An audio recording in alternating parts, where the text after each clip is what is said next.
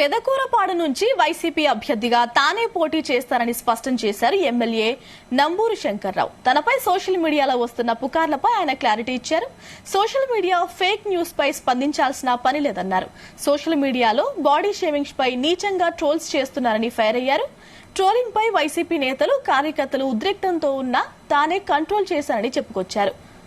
తనని అన్పాపులర్ చేయడానికి పనిగట్టుకుని మీడియా సోషల్ మీడియాలో కథనాలు వేస్తున్నారని, కట్టుకథను నమ్మే పరిస్థితిలో పెదకూరపాడు ప్రజలు లేరని క్లారిటీ ఇచ్చారు శంకర్రావు.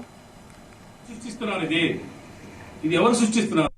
ఎవరైనా ఇంకా పిచ్చిగా మాట్లాడితే ఊరుకోరు కూడా. ఎందుకు ఊరుకోవాలి? వ్యక్తిగతంగా మాట్లాడితే పార్టీ పరంగా డిబేట్కి రండి, మీరు డెవలప్మెంట్ మీద రండి, సంక్షేమ కార్యక్రమం మీద రండి, దమ్ము ధైర్యం ఉంటే రండి. అంతేగాని ఇట్లా వ్యక్తిగతంగా మాట్లాడి బాడీ షేవింగ్ చేసి మాట్లాడితే అది ఎవడో అంతకన్నా ఎక్కువ చేయగలుగుతారు. చేపట్టం ఏముంది? తప్పే. అంత పిల్లలను వదిలితే 5 నిమిషాలు ఏదైనా సరే. అదే వద్దు, ఆ సంస్కృతి వద్దనే కదా నేను మాట్లాడేది. అలాంటి సంస్కృతి వద్దు.